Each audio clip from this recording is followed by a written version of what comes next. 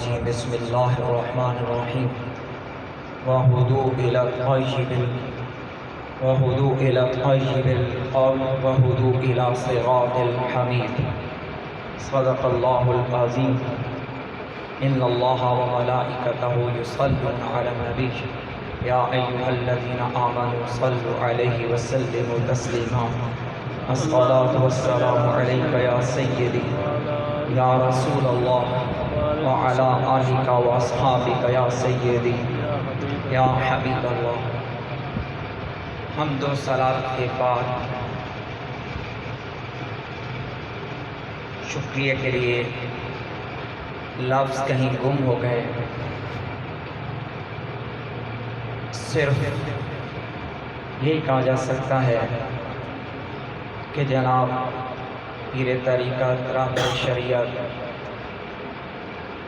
حضرت حضور خواجہ امیر شریعت نائب شیخ الاسلام والمسلمین ہے خواجہ حمید الدین سیالوی رحمۃ اللہ تعالی علیہ کے نگاہ کرم سے فیض پا کر ہم جیسے چھوٹے لوگوں کو اپنے کرم سے نوازنے کے لیے پیر طریقت رہبر شریعت جناب پیر سید طاہر عمر شاہ صاحب آج ہمارے درمیان جلوہ گر ہوئے اور اس تعزیتی ریفرنس کی صدارت فرما کر اپنے بڑوں کی طرح چھوٹوں کو عزت دینے کی روایت کو برقرار رکھا.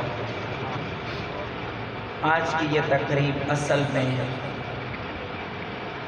حضور خواجہ صاحب کو خراج عقیدت خراج محبت پیش کرنے کے لیے بھی ہے، لیکن غلامان پیر سیاز سے تعزیت کے لیے بھی ہے. اور محفل میں دلوں پر اور سینوں پر غموں کے بوجھ کو محسوس کیا جا سکتا ہے. آنے سے پہلے میں نے سوچا کہ مجھے چند ٹوٹے پھوٹے لفظ تو بولنے ہیں، اور بہرحال اگر انسان میں انسانیت ہو تو اپنے پیر کے طریقے کو یاد تو کرتا ہے. تو میں نے بھی سوچا کہ میں بھی اپنے حضرت مفکر اسلام مفسر قرآن حضرت پیر سید ریاض احمد شاہ صاحب نے جو سکھایا ہے وہ صرف قرآن قرآن اور قرآن. میں نے کہا کہ قرآن کو کھولو تو صحیح، دیکھو تو صحیح کہ قرآن مجید میں کہ کوئی آیت تو ایسی مل جائے جس کا سہارا لے کر میں غلامان پیر سیال سے تعزیت کر سکوں. میں اور کون سی کتاب کا سہارا تلاش کروں، میں کس اور کتاب کی فرق گردانی کروں، میں کہاں جا کر اور خاک چھانوں. حالانکہ حضور کے اصحاب نے تو یہی کہا تھا، اور حضور کی آل نے نیزے پہ چڑھ کر بھی یہی پیغام دیا تھا کہ تمہارے ذمہ قرآن چھوڑ کے جا رہے ہیں، اس کتاب کے ساتھ بھی جڑے رہنا، میری آل کے ساتھ بھی وابستہ. سبحان اللہ. میں نے قرآن سے تلاش کیا، ہو سکتا ہے میرا مطالعہ کمزور ہو، لیکن 10 مقامات تو ایسے ہیں جہاں لفظ حمید موجود ہے. قرآن مجید میں 10 ایسی آیات تو موجود ہیں جہاں لفظ حمید موجود ہے، اور ان 10 مقامات میں سے 9 مقامات پر تو واضح طور پر الحمید کا لفظ تو اللہ رب العالمین کی ذات وحدہ لا شریک کے لیے بولا گیا. لیکن سورہ حج کی یہ والی آیت جس کو خطبے میں تلاوت کیا، اس میں الحمید کا معنی اللہ کی ذات سے بھی کیا گیا، لیکن اس میں الحمید کا معنی جناب یہ میرا قول نہیں ہے، مفسرین نے لکھا. میں نے آتے ہوئے مفردات بھی دیکھی، امام راغب کو بھی دیکھا، میں نے آتے ہوئے قاضی ثناء اللہ پانی پتی کی تفسیر جمیل کو بھی دیکھا ہے. وَهُدُوا إِلَىٰ صِرَاطِ الْحَمِيدِ.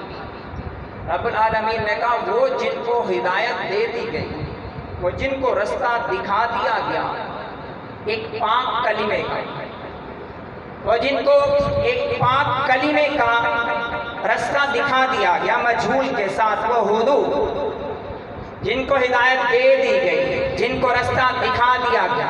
پاک کلمے کا، اور پھر کہا کہ وہ پاک کلمہ ایک ایسے رستے کا ہے جو حمید کا رستہ ہے،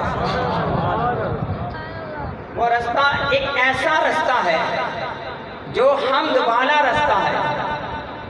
اس پر امام راغب کی ترکیب بڑی دلچسپ ہے، انہوں نے کہا حمید کا معنی کیا ہوگا، حمید کا معنی کیا ہوگا؟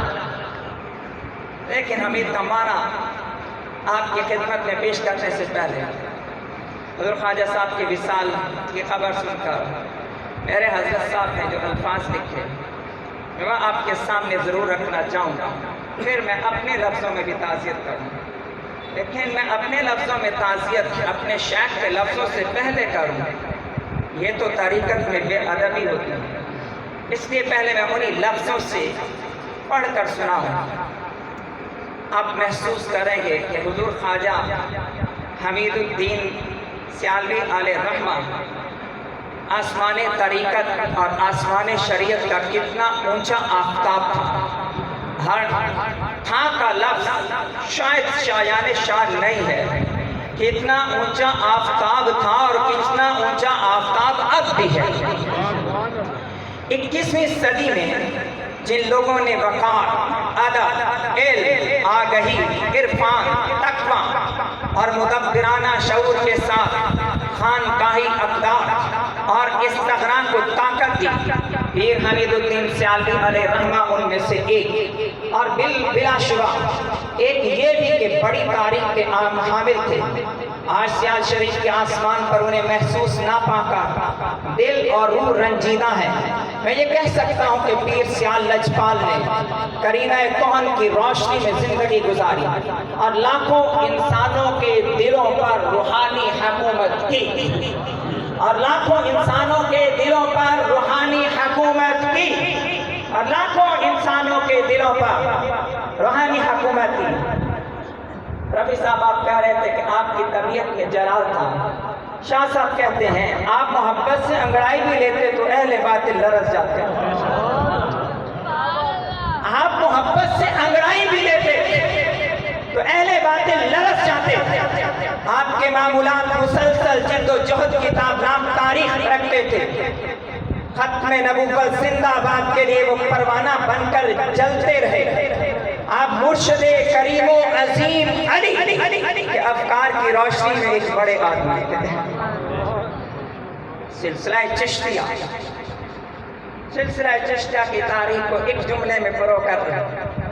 آپ مرشد کریم و عظیم علی کے افکار کی روشنی میں ایک بڑے آدمی تھے، اس لیے کہ آپ کی صحبت میں علم معزز لگتا تھا، آپ کی صحبت میں علم معزز لگتا تھا، اور آپ ان کمینہ خصلت انسانوں کو بھی خوب جانتے تھے کہ جن کی صحبت میں علم اور روایت بیکار بن جاتی ہے۔ آپ کریمانہ اخلاق کا پیکر، انتہائی شعور کے امین اور زندہ عزائم کا کوثر تھے۔ پیری مریدی کے میدان میں پیری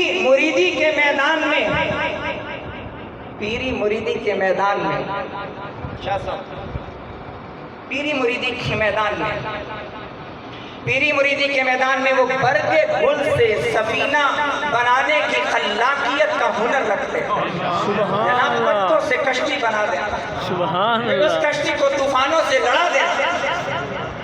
اللہ اکبر۔ اور تمام موروں کے خوبصورت قافلے سجانے کا سلیقہ انہیں آتا تھا۔ ایک مرتبہ میری گاڑی سے جھنڈا اتار کر سمیٹ دیا اور فرمانے لگے تم شیروں کے قبیلے کے انسان ہو، اس لیے شیروں کی پرورش کرو، ممولے نہ پالو، اور بڑوں کی سفارت کرو، اور فضا سے برستی روشنیوں میں حقائق اور اسرار کے متلاشی بن جاؤ۔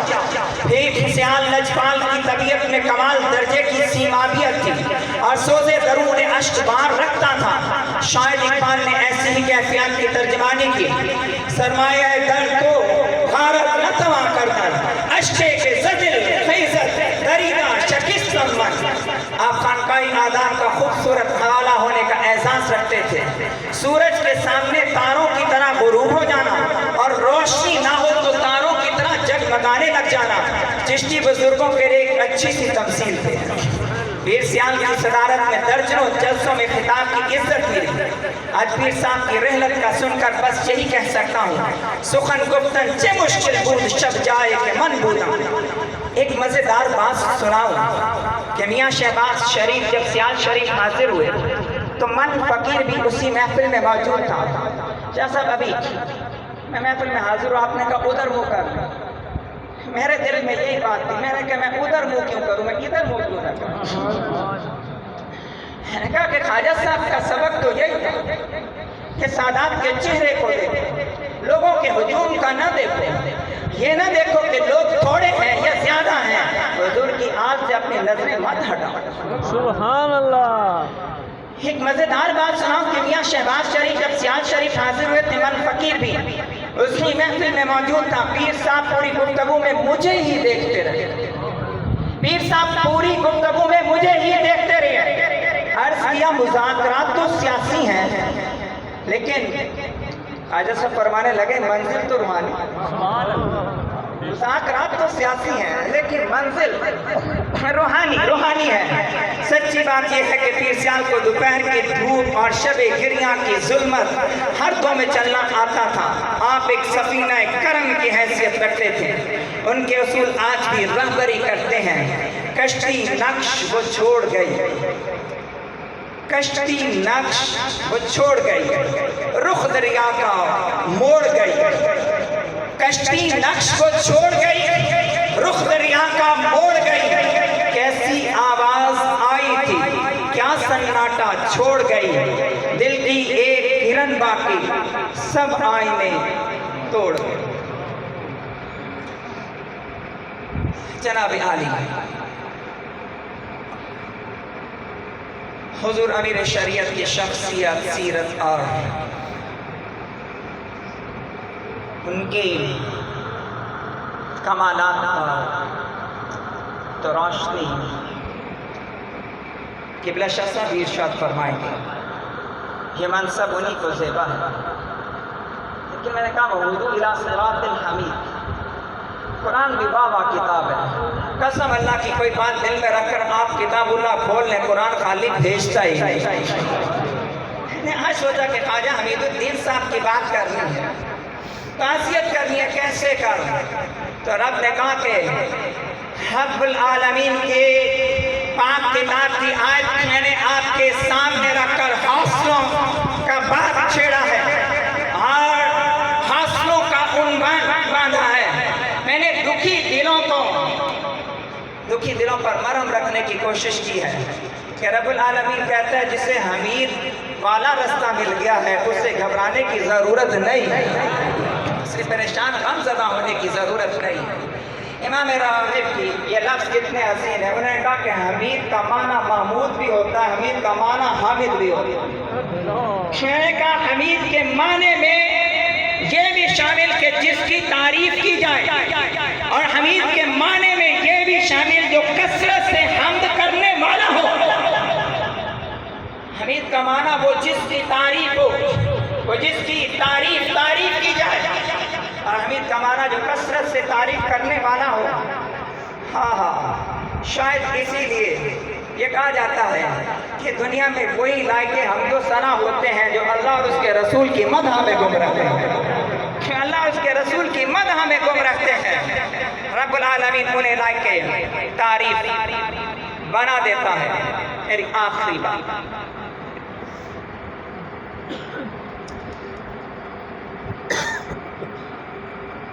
یہ میری بد نصیبی کہہ لیں یا حرمہ نصیبی کہہ لیں. ایک بہت مرتبہ تو حاضری اور زیارت کا شرف اور فیض کے لیے دامن پھیلانے کا موقع تو نہ مل سکا, لیکن مجھے ایک چھوٹی سی بات یاد آتی ہے کہ جس پر برادر محمد رفیع سیالی صاحب کے برادر بھائی کا انتقال ہوا تو آپ تعزیت کے لیے رفیع صاحب کے گھر تشریف لائے.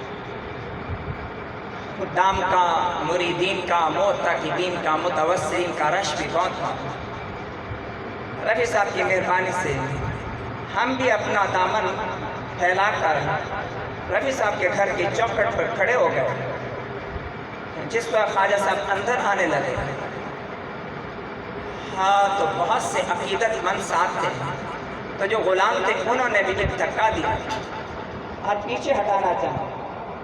تو یاد ہے کہ مجھے بطور خاص دیکھا، میں اس لیے نہیں کہہ رہا ہوں کہ میں بڑا ہوں، میں اس لیے کہہ رہا ہوں خواجہ صاحب بڑے تھے کہ وہ چھوٹوں کو بھی بڑا کر دینا جانتا ہے۔ سبحان اللہ۔ اکثر بڑے وہی ہوتے ہیں جو ذروں کو آفتاب بناتے ہیں، جو ذروں کو مہتاب کرتے ہیں، اور جو بے قدر لوگوں کو قدر والا کرتے ہیں۔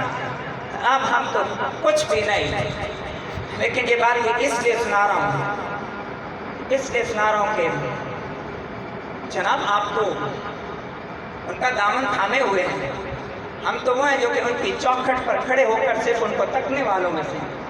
بے شک۔ میں کہوں کہ جس سے غلام نے اور خادم نے پیچھے کرنے کے لیے مجھے کیا، تو آپ نے میری طرف نظر کر کے خادم کو کہا کہ علماء کو نہ چھیڑو، یہ اللہ کے شعر ہیں۔ میں کہا علماء کو نہ تنگ کرو، ان کو نہ تنگ کرو، یہ اللہ کے شعر ہیں۔ ہاں الحمدللہ رب العالمین، میں سمجھتا ہوں کہ قیامت کے دن نام اعمال کھلے گا تو انشاءاللہ خواجہ صاحب کا یہ جو جملہ ہے ہمارے لیے قابل نجات ہو جائے گا۔ آخر دعوانا الحمدللہ رب العالمین۔